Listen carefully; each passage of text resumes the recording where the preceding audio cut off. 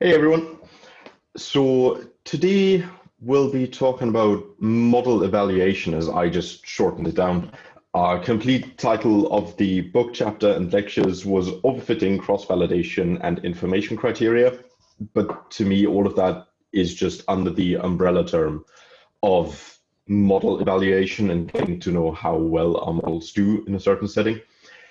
So for this one, I don't have a lot of slides compiled because, and it may have been a bit short-sighted, I thought that most stuff about information criteria, cross-validation, and overfitting should be knowledge that we all already have. And if that's not the case, please feel free to just interrupt me whenever I jump over something that bears repeating or bears explaining.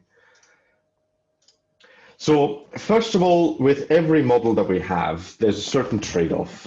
Some people call this, and that's how I first learned about it, a bias variance trade-off. Others call it a simplicity and accuracy trade-off. You could also call it an accuracy and interpretability trade-off. Matter of the fact being, there is a line that we have to straddle when we build models.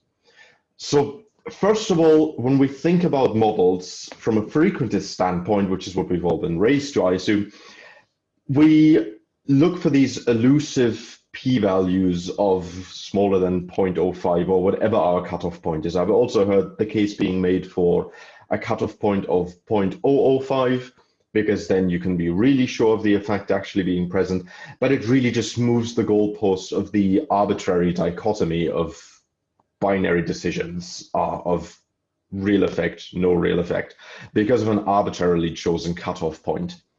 Because what the p-value does in how it's computed is that it only controls for false negatives, so type 1 error rates, and completely neglects the type 2 error. So that in and of itself makes it unreliable. But then all of the bad practices that are linked to it just make it even worse.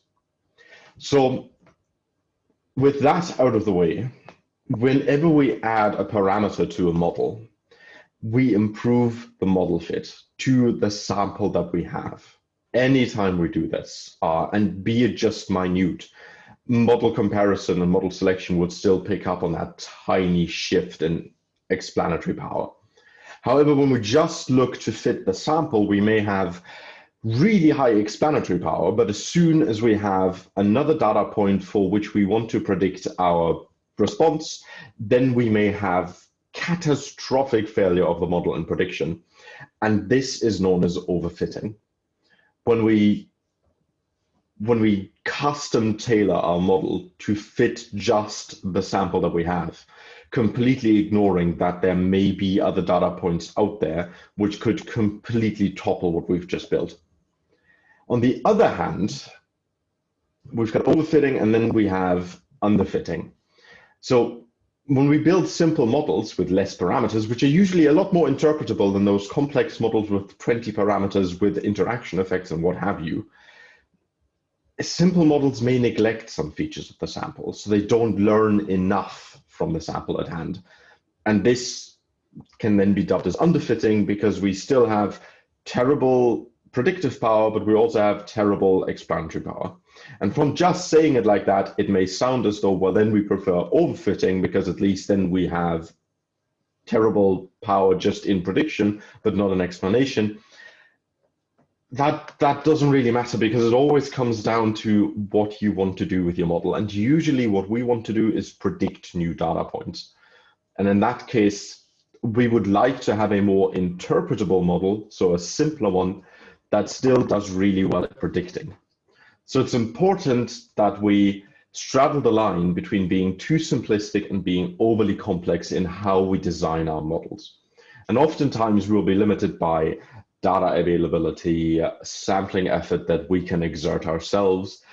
So just in a perfect world where we would have all of our data available at any given time about anything that we want, this comes down hugely to how we build the models. I would argue that in the real world, which we all live in, I would say that these considerations are very much something that have to be made in the beginning of any research project, when you make a plan of what to sample, how much time to spend on it, because you want to make sure you get a relevant number and selection of variables to explain other variables, which you then also want to use, because you don't want to just sink your time into sampling something really complicated and then not ending up using it. Also, you want to make sure that you sample the important bits and not find yourself building your model and then thinking, I should have also sampled the temperature at my vegetation plots, for example. In picture terms, here we have represented underfitting on the left-hand side of the data and overfitting on the right-hand side of the data. On the right-hand side of the plot. So underfitting is insensitive to the exact sample data. And you can see that these underfitting lines don't really match all of our data points that we have in the sample itself. They might do fine as predictions, but we don't know that right now. On the right-hand side, we have overfitting, where we are very sensitive to the exact data in our sample.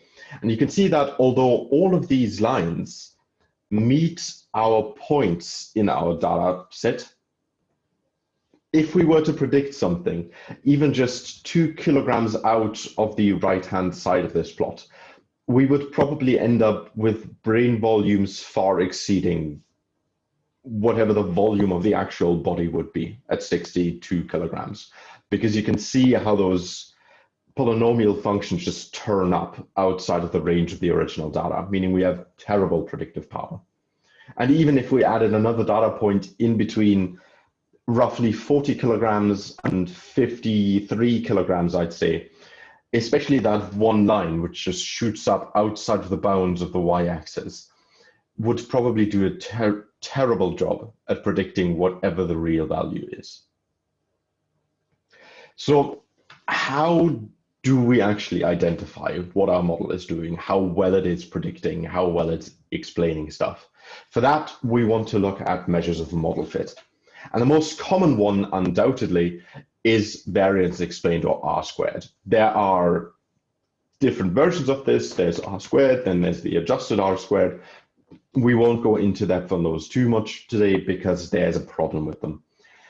R squared values, both the regular one and the adjusted one, are the most common and most misused out there, set aside from p-values, but p-values aren't about model fit. So R squared increases with every parameter added, because you explain more variance with every bit of information that you add onto something. On the right-hand side, you can see the calculation for that.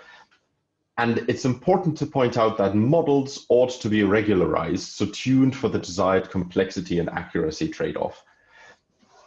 What I mean by that is we want to penalize our models for when they include too many parameters. And if they do, then we would like to use something like penalized likelihoods, for example. So this is an excerpt of a mathematician statistics course I once took, which was way out of my league, but I'm still happy that I've got all of my lecture notes from it, because I could pull a lot of it to understand what the book was about this time. So this is mathematically identical to using priors, at least in simple approaches, because what it does is it tries to constrain parameter estimates. In the case of the lasso on the right-hand side, which is one of the more elegant ones, it actually tries to constrain certain parameter values to exactly 0 so that the parameter drops out of the model with the use of a tuning parameter. So you can, in those penalized likelihood assessments, identify how strong a penalty you want to put on the addition of every individual extra parameter past a certain null model that you start with, which means that your identification of model fit gets bumped up in terms of uncertainty if you add more parameters, and then can be subsequently brought down again in terms of uncertainty if those parameters are actually useful. Something we're much more familiar with than penalized likelihoods, I'm sure, at least I was prior to that course and still am after that course that I took, is cross-validation. There are a ton of them. I won't go into all of them. I actually won't go into any of them, because I assume that cross-validation is something we've all heard of and or used. And if you haven't, don't feel bad about speaking up, and then we can walk through some examples. So with cross-validation, what we do is we split the data into a test and training set. We build the model on the training data set and then test on the separate test data set. These two are non-overlapping, so that you don't accidentally build your model on something that you then want to test it on, because that's how you get overfitting, and no one wants that. So what we do here is we test the model's ability to predict rather than to explain. And if we want to have a model with which we predict biodiversity in 50 years, for example, in a certain location, we would want a model that's good at predicting rather than at explaining. However, if we want to identify what drives biodiversity in certain regions, we might want to have models with high explanatory power and then compare them to each other to identify causal relationships. More on that in just a second, actually. Last but not least, there are information criteria. Information criteria are, to put it short, approximations of cross-validation outputs. And because of information theory, they work pretty well. And I think that's where we should leave it, because we shouldn't go too much into information theory. The chapter did it, but I don't see us needing that anytime soon, to be honest. So information criteria range wide and far. We've got the ICAIC information criterion, AIC. We have the Bayesian information criterion, BIC, which isn't necessarily Bayesian, depending on how you want to draw the lines. There's the DIC, which is the divergence information criterion. There's the WAIC, which is the widely applicable AIC. And then there are more to come. All of these are specified slightly differently with different penalty terms on number of parameters on the model. So for example, the Bayesian information criterion has a log transformation on the penalty term, which makes it have a lot stronger of a penalty than the AIC, which just has that 2 times D notation in here, D being the number of parameters. Basically, we can use this as an approximation of cross-validation to bring us full circle here. But this also comes down to what do we want to use when? Because we have all of these measures of model fit, and while R squared certainly is misused, it still tells us something interesting, and that is the explanatory power of our sample, for example. Whereas on the other hand, cross-validation and information criteria are aimed solely at telling us about the predictive power in our model, and we have to decide what is needed for us. Now, to drive this point home of the difference between explanatory power and predictive power, there's a certain thing called divergence, and I'm not talking about the terrible teenage book series here. Divergence, in theory, comes down to a true probability density distribution and a modeled probability density distribution. So P, short form here, is the probability density distribution we've identified via the model, and Q is the counterpart out in nature. The distance between these two is the divergence. The lower this value, the more accurate our model is to what's actually happening in nature. Now, on the right-hand side, you've got a bit more background on how to do this with log scores, and we then need to average the posterior if we're in the Bayesian setting. But the important thing here is that, and I'm sure this bugged a lot of you when you read the chapter and or listened to the lecture, how do we know the truth in nature? If we already know Q as in the probability distribution of events in nature, then why do we even model it if we already know the ultimate truth? Well, the point is, these divergences can still be very informative in comparing models to one another instead of comparing them to the absolute ultimate truth. What this means is, by looking at one model versus another model, the divergence can still tell us how much more uncertainty is in one model than in the other model in comparison, which can then tell us something about their respective or relative accuracy in certain settings. Now, if we put this into practice, divergence, for example, could even be used instead of between models within models. So we could look at the divergence of the probability distributions between in-sample, meaning explanatory power, and out of sample, meaning predictive power of our model. The difference in those log scores then reveals overfitting. So as you can see, I mentioned earlier that as you add more parameters, you increase the explained variance in your training data. Sorry, I'm still a bit tired today.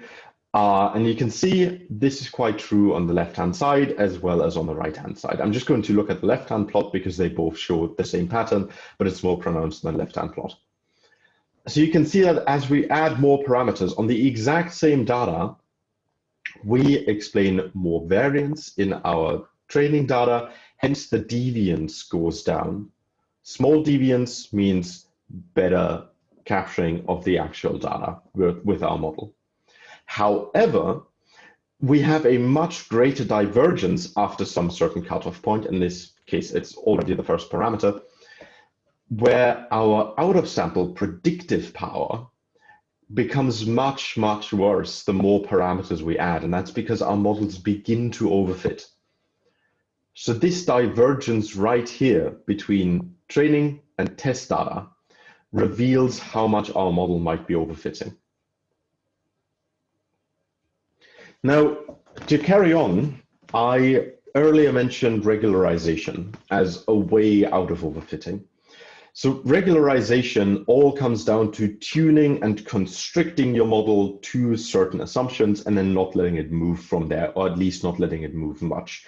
You can think of this like putting your model on a leash instead of having it be free roam. So what we do here is we use informative and conservative priors. These reduce overfitting, but if we make them too conservative or too informative, and this may sound like an oxymoron because we want to have the most informative priors, information is not always positive. It can also have a negative connotation, but we usually don't tend to think about it like that. We can constrain the model too much if we make our priors too conservative and load them with too much information, which may be faulty. It may be with our best knowledge, but our best knowledge might still be wrong. So on the right-hand side, you can see how conservative priors would look like, with the dashed line being the least conservative prior because it's almost flat, and then the bold thick line there being the most conservative or informative prior we could have. Now, if we were to look at what they do, in this example right here, the line types and everything carry over from the right-hand plot to the left-hand plot. We can see that as we add more parameters, the deviance in our in-sample, so our explanatory power, again, decreases as we add more parameters, which is exactly what we would expect. However, when we have a highly informative prior, it decreases at a much, much slower rate. On the other hand, the out-of-sample deviance, so our predictive power, decreases, so the power decreases, but the deviance increases. The power itself decreases with the addition of parameters, as we would expect, but at a much lesser rate than with the very informative prior than with a non-informative prior. This is exactly what we want to see, and this shows us that if we just compare these two lines, these will have a much smaller deviance between them, divergence between the two of them, than these dashed lines, for example, which tells us that the model with the highly informative prior overfits less. It can still overfit, but it does so at a lesser rate than our non-informative prior informed model. So with that in mind, we would probably always want to have highly informative priors, but if we do so, we could potentially ruin our explanatory power to such a degree that we couldn't predict anything with it to begin with. So this is always that straddling of the line that I mentioned earlier. Now, what I just mentioned here, and just to put this into some nicer words, regularized priors, which also just means informative or conservative priors, fare worse in sample, meaning in our training data, or explanatory power, but then better in comparison to non-regularized priors out of sample, so on our test data. Last but not least, Regularization effects diminish with increasing sample sizes. And this brings us full circle to, I think, our first or second session, where we talked about iterative model updating in calculating posteriors from priors. Because every added data point shifts the prior distribution ever so slightly more into where our posterior distribution ends up. So if we have, hypothetically, 2 million data points, these can overpower a highly conservative prior much, much easier than 2 data points could. Because every point has the same weight, and the weight doesn't always sum up to 1. So if we were to think along those lines, which is not true, but just to walk you through the thought example, in calculating the posterior from the prior, where every observation has the same weight, so it doesn't even matter which order we address them in. With just 2 samples, it's not that every of those samples has exactly a weight of 0.5, and with 2 million data points, every point has a weight of 1 divided by 2 million.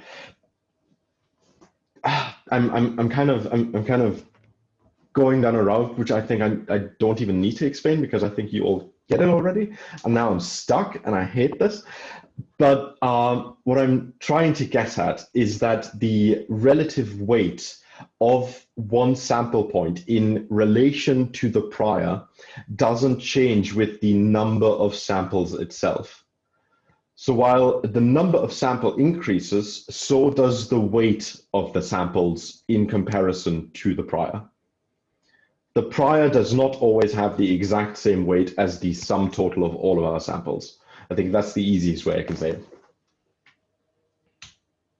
So last but not least, I want to talk about model criteria. These are AIC, WAIC, so these are information criteria that I mentioned earlier, the approximations of our cross-validation errors. So what most people do with them is model selection. And model selection should, and this should come as no surprise, in this book that breaks with many statistical conventions, not be done. Instead, what McElraith, and by extension me now, are in favor of is model comparison. Because while model selection just rids you of all of the information in all of your models bar 1, which for some almost arbitrary reason, I say almost because we do actually have some information criteria behind it to justify that, you will have discarded a lot of information. On the other hand, with model comparison, you keep all of the information of all of your individual models, but now knowing about the information criteria behind it, you may average out extreme predictions, for example, by using multiple models at the same time and weigh them in their outputs according to their information criteria. Also, overlying multiple models according to their information criteria may then reveal causal inferences. So you may be able to uncover colliders, pipes, descendants, and forks, which we covered last session, if I'm not mistaken. On the right-hand side, you can see how that would be done. If we think back to our post-treatment bias example from last week, where we had an intercept-only model in predicting our vegetative height of plants under different antifungal treatments. Then we had the treatment plus fungus, which is a pipe where fungus gobbles up all of the information that comes out of treatment in predicting H1, so that's the height. And I just got a message that my connection was unstable. Could I quickly get a show of hands if you could still hear me?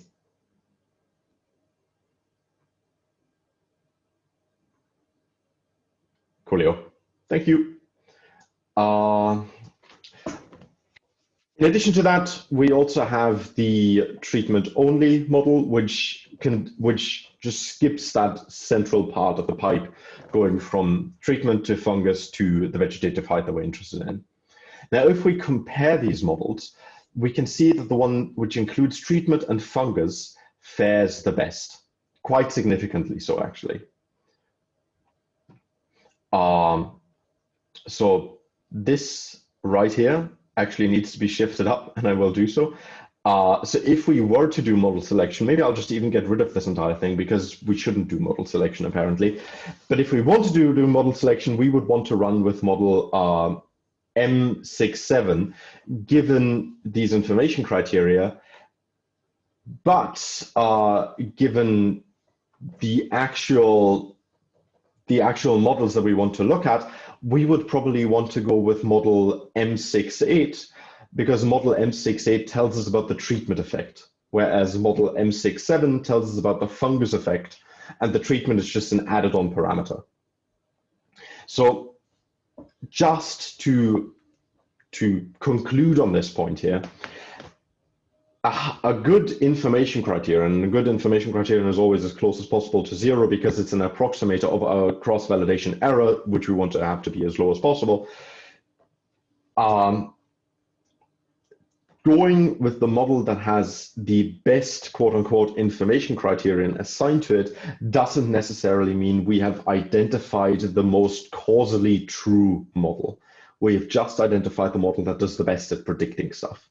And if that's our goal, that's fine, because as we learned in one of our previous sessions, models can be terrific at predicting when being mechanistically wrong. And that's all this is.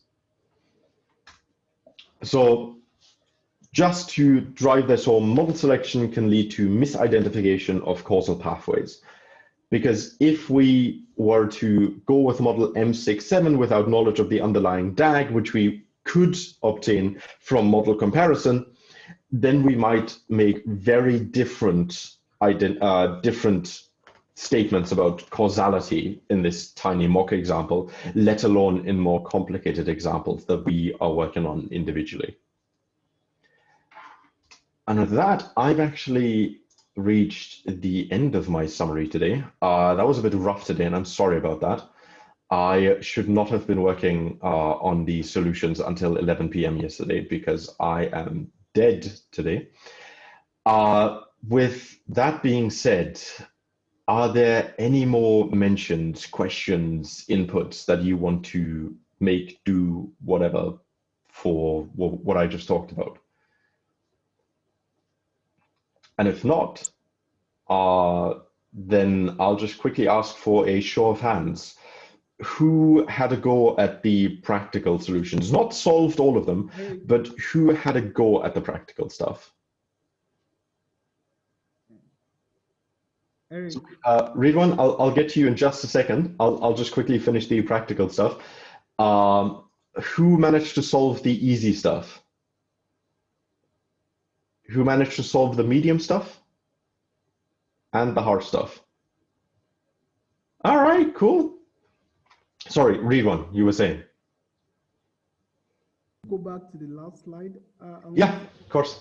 Regarding the... Give me one sec. There we go. So regarding the widely applicable information criterion, so I didn't really get why we are going for model 6.8 here, because I thought in most cases the widely applicable information criteria with the lowest is usually better. So can you? Sorry, correct me if I misunderstood your question, because I couldn't hear you very loudly. You were asking why we are going for model 6.6 here instead of model 6.7, right?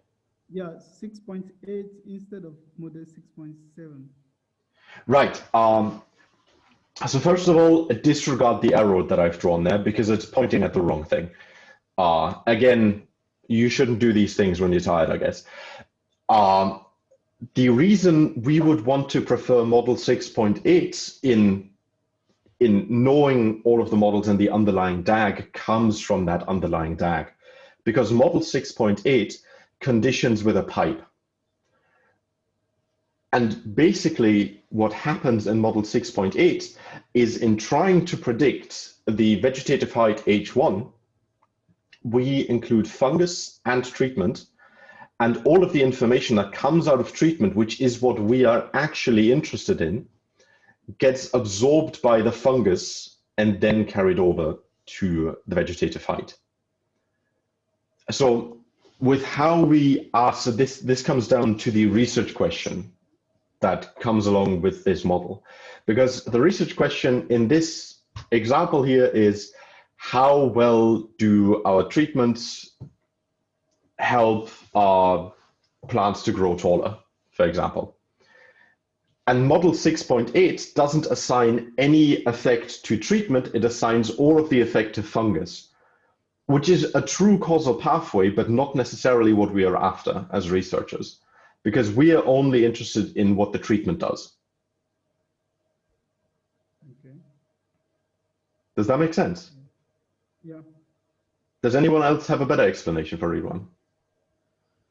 I liked what you said, Eric. I think whatever we choose from an information criterion standpoint, we have to be able to justify with whatever model we're testing or whatever experiment we're running. You just got to be able to also justify it and not just show a number. I think that's what you're getting at. Yeah, thank you. That's the big point here. Just going by the numbers can be a bit too naive in selecting the adequate model for whatever you're after. Okay. Thank you. Cool. Thanks for asking the question. So with that being said, I'll just mosey on over to the practical examples. And because I can already tell my voice fading a tiny bit, Bernd and Susanne, could I leave it up to you to deal with the easy questions, and I can just drink some tea and then come on back for medium hard ones? Cool. So who of you wants to start? Take it away, share your screen, talk us through your solutions. I can start with the first one. So I'll just read the question. State the three motivating criteria that define information entropy, and try to express each in your own words. So I think he added the last bit because he literally stated it in the book. But I wrote it like the first one, continuous uncertainty to reduce big changes in the uncertainty from a change in the probability. And the next criteria would be that if you have more options, like more types of weather, you want to have more uncertainty. And the last one is it should be a measure of the sum of the option uncertainty. So each individual uncertainty together. I don't know, did you have the same, Brent? Or? Yep. I just looked it up in the book and then read the words around, so your explanations are nicer than mine. Do you want to do the next? Yeah. I will, if I find the screen share thing, where is it here? Can you see all the mess in the background, or do you only see the markdown? No, we're only seeing the markdown. You're good. Excellent. Nice. So the second question is, suppose a coin is weighted such that when tossed onto a table, it comes up head 70% of the time. What's the coin's entropy? So the first, it's the same probability as in the Earth globe toss example, so 0.7 to 0.3, so the entropy should be exactly the same. That's 0.61, and then I did a calculation for it, similar as they did it in the book, and yes, it's 0.61.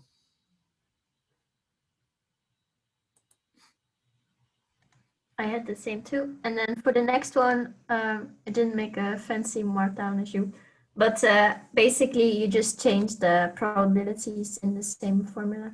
So instead of, sorry, what's the question? Suppose a four-sided die is loaded such that when tossed onto a table, it shows 1 20%, 2 for 25%, 3 also 25%, and 4 30% of the time. What is the entropy of the die? So I basically just filled in those probabilities, and then my answer was 1.38.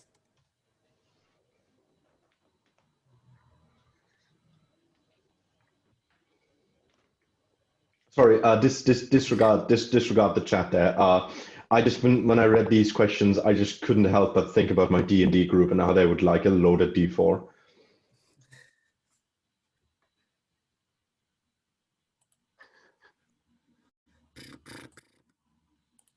Yeah, I got the same results for the 3 one, and for the 4 one, it's the similar question, but this time number 4 is not occurring at all. And as stupid as I was, I just replaced the 4 with a 0, run it, and it's not working. That's because the logarithm of 0 is negative infinity, so it's not working. But I looked up in the book in this overthinking box. You just kick out, if an event is not occurring, you just kick it out of the probability, and then the entropy of the new dice is 1.09. Bernd, I don't agree with you calling yourself stupid there, because by extension, I would hazard to guess that everyone in here is stupid, because I would say that everyone who had a go at these definitely did the same thing. That's just the easy way out. Just replace some numbers, run it. Oh, it's not working. Shit. Yeah, I mean that's 90% of coding, isn't it? All right, cool. Thanks for having that covered, guys. Shall we move on to medium exercises? So if you want, I can get us started, and then we'll just go Susanne and then Bernd. Share the screen. Share the screen. So medium exercises. First question was to write down and compare the definitions of AIC and WAIC. Which of these criteria is most general, and which assumptions are required to transform a more general criterion into a less general one? So I just copied the definitions in mathematical notation from the book, and without going into them too much, because I don't think that's what the question is after. I mean, it's all here with the explanation of the different terms. But I think what this question is all about is looking at the different assumptions that these information criteria make. Now, AIC is only applicable when the priors are flat or overwhelmed by the model, that is, and or overwhelmed by the model, and they are always overwhelmed when they're flat. The posterior distribution has to be approximately multivariate Gaussian, multivariate because we might have multiple variables in our model. And the sample size has to be much larger than the number of parameters. So that's the curse over dimensionality, as it's called in statistical, statistical learning, it's called. Now, WAIC has a bit more of a convoluted mathematical notation, but the important bit is that it relaxes the assumptions of both flat and or overwhelmed priors, as well as the multivariate Gaussian distribution of the posterior. So the only thing that has to be true for WAIC to be an accurate approximation of CV error is that sample size has to be much larger than the number of parameters. Now, with that being said, WAIC is obviously the more general of the two methods. And in order to transform WAIC into AIC, so the more general one into the more specialized one or less general one, would be to make the assumptions or ensure that the assumptions of A and B under AIC are met. So that means priors are flat or overwhelmed, and posterior distribution is multivariate Gaussian. And that was my 2 cents on this one. I think I didn't write it as nice, but I had similar answer. For the second question, explain the difference between model selection and model comparison. What information is lost under model selection? I think it was already well explained in the lecture by Eric, but I wrote it way less nice. Selection, you only zoom into a model, so you ignore all the uncertainty. In comparison, you include both the information from the models and compare the uncertainty of the models. Cool.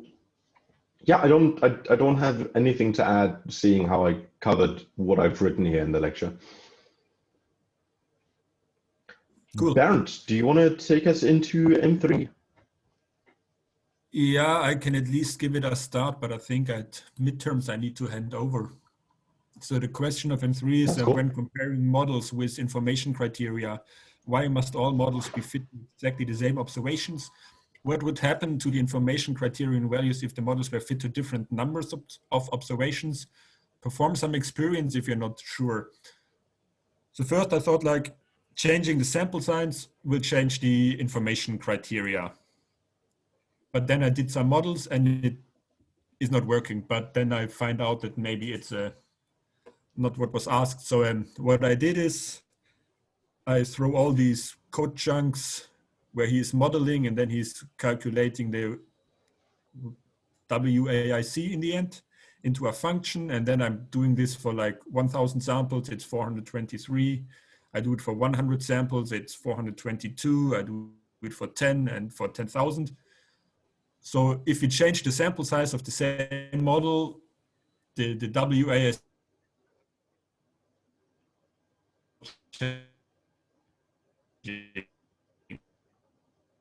but I think that's not what the question is about. Not comparing multiples, I at least thought that's matching different numbers of observations, but I might be misleading. I think I see where the confusion came in, Bernd. Because by sample size, he means the number of samples that go into building the model. And where your sample size specification in the code comes in is extracting samples from the model once it's run.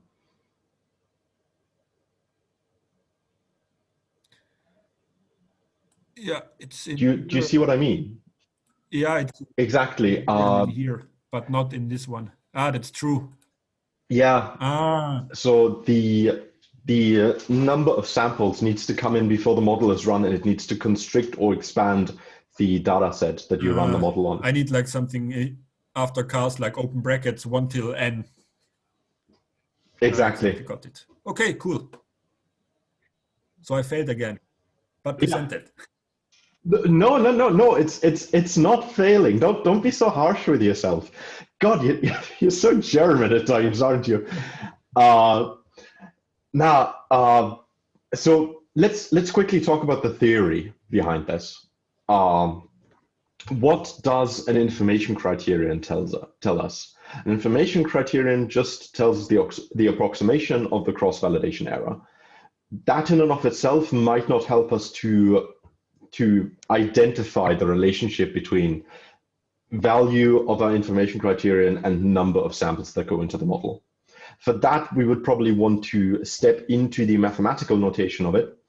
And what an information criterion is so in this case, for example, WAIC is just the sum of log probabilities for obtaining the correct value for each of our sample points. Now, the important bit here is that it is a sum, not a mean. So as we add more samples, we inevitably get more uncertainty or more tiny differences or divergences from our predictions for these sample points. So as we add more samples, because WAIC is a sum and not a mean, inevitably, all else being equal, our information criterion value will increase.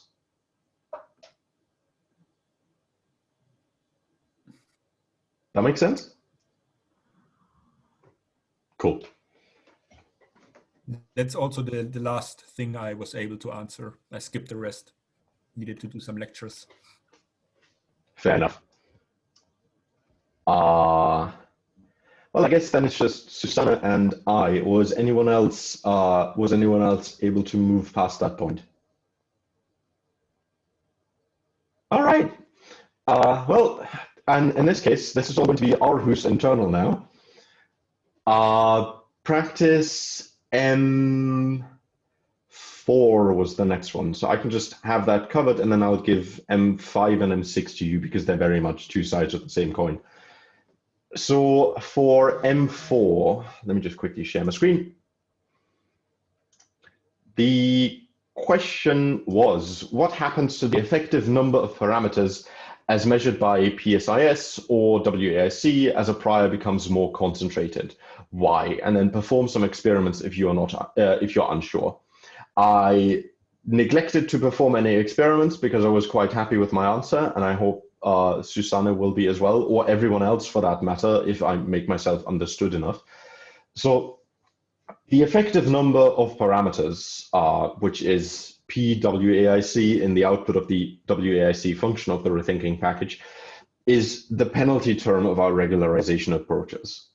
And as our priors become more regularizing, so more informative, more constrained, which is what the question is after, the effective number of parameters decreases because we have constrained the model more. So in the case of WAIC, PWAIC is variance in our log likelihoods for each observation in the training data. And the more concentrated our priors become, the more this likelihood is constrained, and subsequently, the more the variance is constrained, thus reduced. So that's why our effective parameter measure for WAIC, as we constrain our likelihood function through constraining our priors more, also gets reduced. Now for PSIS, which here PD is the effective number of parameters again, this tells us about the flexibility of the model. And now increasingly regularized priors, meaning more constrained ones, also make the model less flexible, meaning the number decreases. And if we were to make an example here, we would probably run the exact same model on the exact same data. We would just make more constrained priors. And I'm pretty much 100% certain that we would identify the effective number of parameters to decrease as we have more constrained priors. Does that make sense to everyone?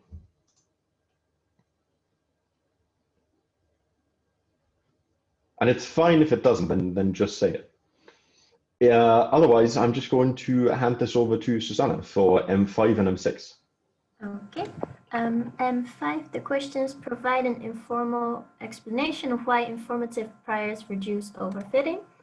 I wrote down restricting, it restricts the range considered as likely options, and you learn less from the data, or the model learned less from the data. And then the next question, M6 was provide an informal explanation of why overly informative priors result in underfitting. So it actually restricts too much so that it doesn't learn enough from the data itself, and then it's possible that data falls outside of this prior distribution. I don't know if that was correct. Pretty much exactly what's on my end, yeah. Cool, well done. I'll move us into H1 then. And if I move into fast, everyone just say it, please. Because otherwise I'm eager to get this done and get my weekend started, but also get back to bed and drink more tea. So for practice H1, oh God, that's a long one. In 2007, the Wall Street Journal published an editorial, "We are number one, alas," with a graph of the corporate tax rates in 29 countries, which already amazing work, guys. It's not like there are 190 something countries on this earth. Plotted against tax revenue. A badly fit curve was drawn in, reconstructed to the right, seemingly by hand. Make the argument that the relationship between tax rate and tax revenue increases and then declines such that higher tax rates can actually produce less tax revenue. I want you to actually fit a curve to these data found in Data Luffer. Consider models that use tax rate to predict tax revenue. Compare using WAIC or PSIS, a straight line model, to any curved models you like. What do you include? What do you conclude about the relationship between tax rate and tax revenue?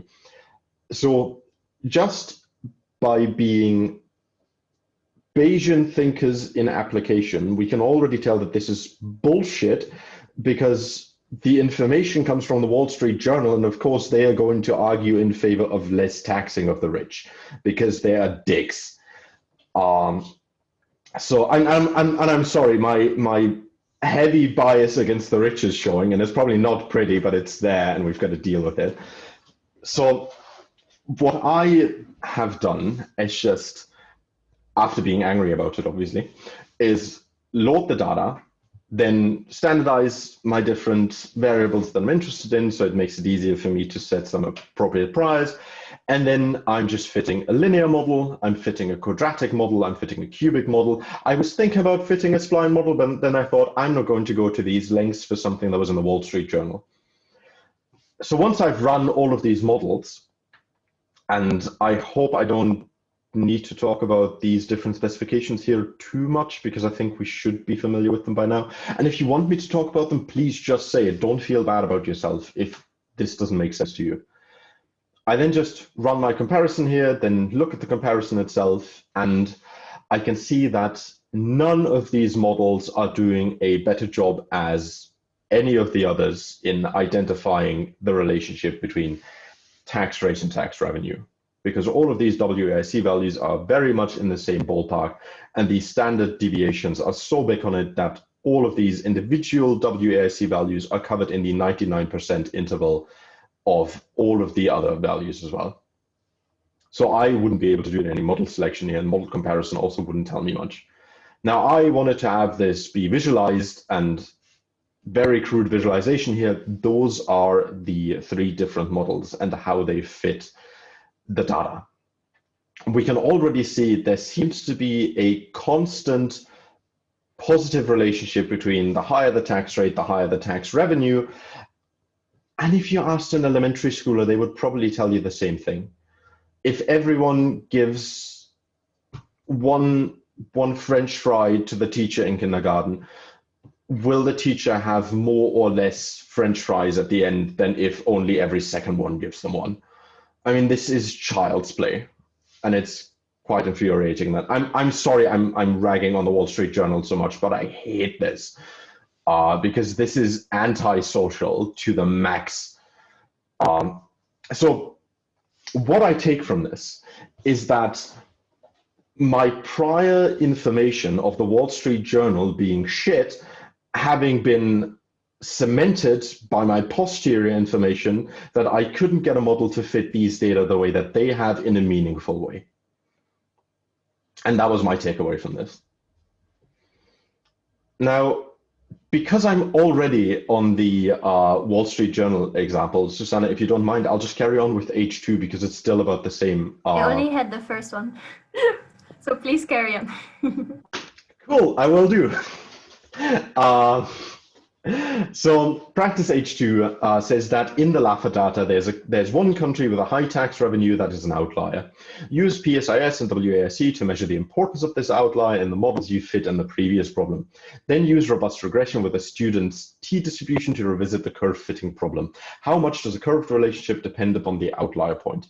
Now, I realize that I may have misunderstood this question, because what I took from this was I removed the outlier, and then I fit all of the models again and compared those newly fit models without the outlier to the original models with the outlier, and then I run the original models with the outlier with a robust regression, so a studentized prior. I now realize, and I realized this a few minutes before we get started today, that I was probably tasked here to run WAIC and then pointwise on our initial models. And I did that right quick before we started, but haven't pushed it to my website and probably won't, because all it does is just, it shows that, I think it was data point number 12, it is that one up here, is hugely influential in driving the WAIC value of our original models, because it has a very high individual WAIC value assigned to it. Now, with that alone, I could argue I could answer the first part of the question just saying, oh, big effect. Instead, I just identified the point with maximum revenue. I delete that one from the data set. I run all of my initial models again. Now I look at the output. In this output, neither of my three models is doing significantly better than any of the others. So linear relationship isn't better than quadratic or cubic, given that I've removed the outlier. So then I run, and I'm going to compare this all to the initial models in just a second here. Then I run original data with studentized priors, so robust ones, where I just do D student instead of D norm on my revenue. That's all it is, same models otherwise. I look at the output, and again, none of these is doing much better than the others. So I was interested in comparing these 3 blocks of models to each other. So 3 blocks, or 3 models in the first block, which is original data and nothing else done to it, non-robust regression. Next block is non-robust regression, but remove the outlier. And third block is original data, but robust regression. And when we look at the comparison of all of these, we can see that these 3 distinct blocks are mirrored in our output, where we can see that removing the outlier improved it the most, but still quite a bit overlapping in standard deviation territory with just using robust regression, and then trailing behind that, we've got the original data set. Now, what I take from this is that removing the outlier made our models perform better in predictive power. So does using robust regression. And it would be interesting, but I didn't do that because I didn't feel like it, to now run robust regression on our outlier removed data set, which could potentially reduce our WASC value even further. Going on to practice H3, I will quickly need to drink some more tea because I can feel myself going hoarse again. I don't even know why. Like I usually feel like this after going to a concert the night before. And I wish those were on right now. Practice H3. Consider 3 fictional Polynesian islands. On each, there is a royal ornithologist charged by the king with surveying the bird population. First of all, I'm interested in which time period this is, because I always thought that it has been a queen for quite a while, but Sam and Ollie can probably say something about that if they feel like it.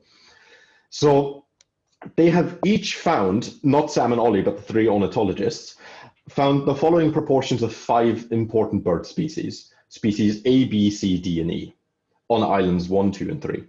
Notice that each row sums up to 1, meaning all of the birds. So proportion, these are percentages, just not shown as percentages, but as fractions of 1. This problem has 2 parts. It is not computationally complicated, but is conceptually tricky. And at this point, I was shaking in my boots, and in the end thought it wasn't actually that tricky. First, compute the entropy of each island's bird distribution. Interpret those entropy values. Second, use each island's bird distribution to predict the other 2. This means to compute the KL divergence of each island from the others, treating each island as if it were a statistical model of the other islands. You should end up with 6 different KL divergence values. Which island predicts the others best? Why? Now reading this again in the light of day and not at 10 in the evening, which is when I solved this one, I see that I solved it slightly differently than what he wanted me to do, but I still ended up with 6 divergence values, and I'll talk you through it. Because I will say that I think my solution is still valid. So first, let's start with the entropies. This is old news. I'm not going to talk about this much. We're just going to look at the values that we get here. So with the completely even spread of proportions of bird species in one island, we get the highest entropy because we have the highest uncertainty of assigning any proportion to any of the birds, because we don't have much prior information to go off of. Now with the more skewed proportions, especially on the second island, which is heavily skewed in favor of species A, we get much lower entropy values because there is much more information contained within our probability distributions that we fed to our entropy calculation. The information here being species A completely dominates island 2. And on the third island, this is domination of species C, but to a lesser extent than species A on island 2, which is why it has a slightly higher entropy value. So in plain terms, I wrote, we are much more certain of which species to find on an island where we know which species is the sole inhabitant when contrasted with an island where all species are present in equal proportions. I see nodding, so I'm going to move on. Thank you for nodding Quick there. comment to these entropy and species island thing. I guess Mhm. all of you know like the Shannon index, these alpha diversity weighted on abundance stuff. It's also originally from information theory, and it's called Shannon entropy in information theory. So it's actually doing exactly the same. I'm wondering if you like throw these data into the vegan package and go for like a Shannon thing, which is just standardized between I think 0 and 1. We'll come to like Ooh, that'd be interesting. this one. If you're up for it, once I'm done with all of the exercises, I would actually totally like to try that out. If you're up for it, that is. Yeah, we can. But that's a really good point. Thank you very much. So now let's move on to the computation of KL distances, which is also known as divergence. So divergence is calculated as the average difference in log probabilities between the target P and the model Q. Now, first, what I had misread or misremembered by the time I arrived at this part of the question said to try and explain via my knowledge of island 1, island 2, and island 3 separately. What I, by this point, had construed in my head was combine your knowledge about island 2 and 3 and try to explain island 1 with it. Because to me, biologically, that makes much more sense. Because I would always like to start with more sample units to predict on less sample units than to predict 1-to-1. With that out of the way, I can talk you through what I've done. So what I first do is I build the mean for each bird population, so the mean proportion of each bird population between the two islands that I want to predict from. So this is my model Q. I hope that still makes sense. Just by building the mean of species A on island 2 and 3 and species B on island 2 and 3, all the way through to species E, I get mean proportions between these islands. Everything still sums up to 1. It's great. We've just combined the islands. And as far as our model is concerned, this is just one big island. Now, since I've got that, I can just plug it all into the divergence calculation, and I get my divergence, which is relatively low, as we'll see in a second. Now, the way divergences work is they are not reversible in their direction of calculation. So moving from our combined knowledge of island 2 and 3 to island 1 is not the same as moving with our sole knowledge of island 1 to the combined knowledge of island 2 and 3. So I need to calculate it in the other direction. And with that, I have 3 comparisons, which is predicting island 1 with island 2 and 3, and then the other direction. So I've got 2 divergences of that one comparison. Next comparison is island 2 predicted by island 1 and 3 combined, and the other direction. We've got 4 divergences. And the last 2 divergences come from doing the exact same thing, just with island 3 as my target. So running through all of this, I build one big data frame out of it, which is not that big, to be honest, in the end. And here we see when we approximate island 1 with the remaining islands, we have this kind of a entropy. And then as soon as we try to approximate or use for approximation in combination with island 1, the very skewed islands 2 and 3, we see that our entropy spikes quite a bit. And the reason for this is, as far as I would understand, is that the divergence between a safe bet, such as island 1, where all species are equally present, and other systems is always smaller than when comparing heavily skewed probability density distributions. So as you may remember, and a plot here may have helped, basically in Bayesian terms, island 1 is a flat prior, island 2 is a prior that peaks on species A, and island 3 is a prior that peaks on species 3. So averaging island 2 and 3 out, we get much closer to a flat prior than we would get to the peaked prior on species A when we average out a flat prior with a peaked prior on species C. And that's just my takeaway here. Yeah. So if you compare this to that example in the lecture where he was saying you are on Mars and you go to Earth or you go from Earth to Mars. So I didn't really, so basically, is it better to assume from 2 and 3 to 1? So that's the same as going from Earth to Mars? No. Could you maybe compare it to that example? Because I think it's Sure. quite related, no? So let's say that for the sake of argument, island 1 is Earth. Island 1 is Earth because it is very balanced. And Earth's distribution of water and Earth is relatively balanced, even though the name of the fucking planet is Earth. Now let's say islands 2 and 3 in this example would be Mars and, I don't know, Jupiter. Mars has not a lot of gases. As a matter of fact, it has almost exactly none, if my astronomy doesn't betray me here. It has almost no water, but it has a huge amount of Earth. So it has a very peaked distribution, which peaks on landmass. Now, on the other hand, Jupiter has only gas. So we have a distribution that peaks on gas. Overlaying both of these, we have a distribution that completely neglects water. And moving with that to Earth, we would do a really bad job at predicting what's happening at Earth. However, when we started Earth, so if we started Island 1, well, we know we have a relatively even split between gas, landmass, and water. Sorry, I think there's a sneeze. Yep, mentioning it makes it go away. So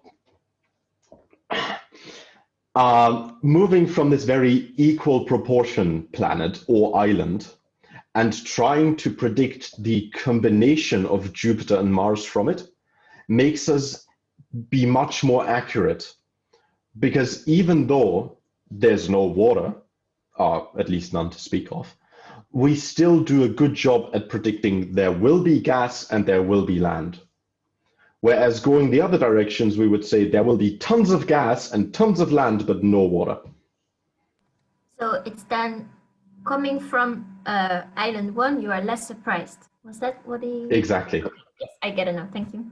Cool. You also see these reflected on the numbers here, where in our thought example here, when we moved from Jupiter and Mars combined to Earth, so this is Island 1, Earth, being approximated by the other two islands, Mars and Jupiter, we have a higher entropy value than if we were to move from Earth, so Island 1, to both of the others combined. Cool. Really good question. And that was, thanks for challenging me to break that back to the astronomy example. That was nice. No, I really enjoyed that one. That really helped. Thank you for going through that. Practice age 4. Recall the marriage, age and happiness collider bias example from chapter 6. Run models M69 and M610 again. Compare these two models using WAIC or LU. They will produce identical results. So I just used WAIC.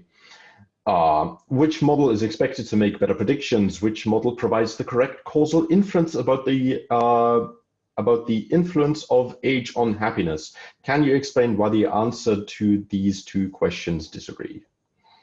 So I just went into the code from chapter 6 here, and basically what this does is, and I haven't included the DAG, unfortunately.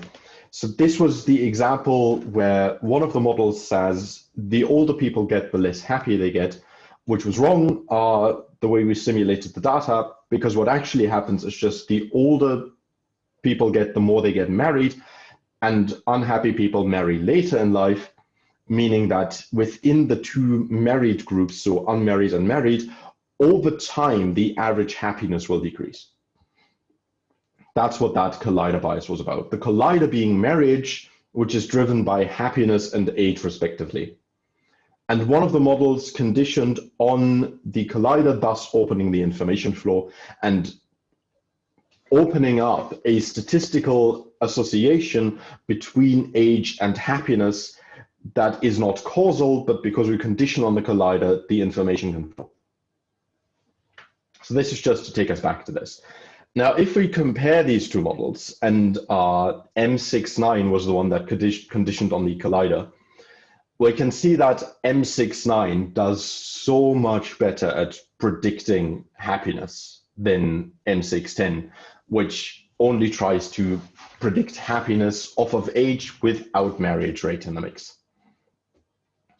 And for this, I think I found some relatively good wording yesterday, so I'll just read it out quickly. So according to these information criteria, model M69 is a lot better performing in terms of out-of-sample deviance, that is, because that's what WAIC does. However, we know that model M610 provides the true causal relationship between age and happiness, which is none. So why would we want to use model M69 given the WAIC above instead of M610? By thinking we should do so, we actually did model selection and instead of model comparison. So we stepped right into that trap. And when I noticed myself thinking that way, I thought, I'll leave it in. So by comparing these two models, we can then safely say that some confounding must be taking place.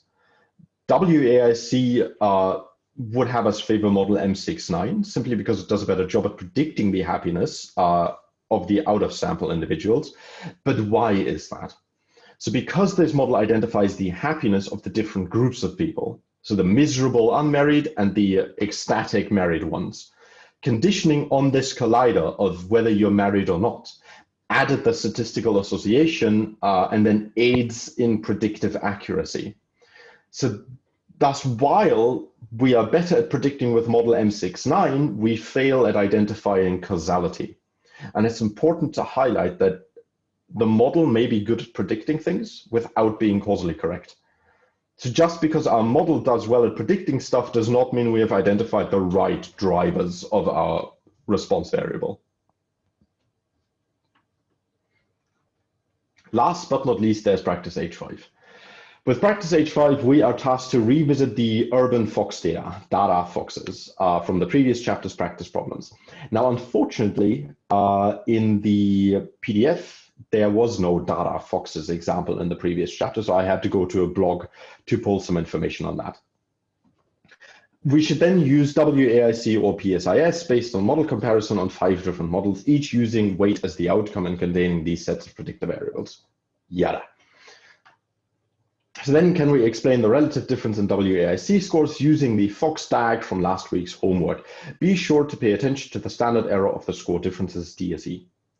Again, I had to go to this blog here, which I can, by the way, recommend heavily. I think they do a fantastic job at explaining their answers. I don't like that they don't use the rethinking package for their answers, but different package, but still fine. So I looked at their stuff and how they prepared the Fox data last time around, and it's literally just loading the Fox data, scaling all of the different variables, and then running the models. So now I run the models, especially as they are up here. And as we move down, once I've run all of these models, I compare them. And we can see that none of these do significantly better than the others, especially because these all overlap quite a bit in their WAIC and their standard deviation of WAIC, as well as the difference in the standard deviation here. When we plot these, we can again see that there's real big overlap. But there's one interesting thing that pops up here. And that is that models 1, 2, and 3 seem to be clustered together, and models 4 and 5 seem to be clustered together, both in the plot as well as in numbers. Right here, 333, 333, and then 323 and 324 for models 1 through 3. And that made me curious to look at the DAG. So with this DAG here, which I just pulled from the blog because I didn't feel like writing code for it, we can see how the information flows, or how it could flow. So models 1, 2, and 3 here all use group size. and then either area or average food, or area and average food with group size. All of these fare the same in predictive power, which is quite good. At least they are on top, even though standard deviation would have us not really favor any of them in comparison to the other two models, because there are no open backdoor paths to weight, because group size is conditioned on, so we shut this path here every single time. And if we look at, for example, average food, and we have group size in here, backdoor path is shut, we just look at the impact of average food to weight. If we look at area, average food, and group size, actually, let me take a step back. If we look at area and group size to predict weight, we have this backdoor path shut. And we don't need to shut anything else.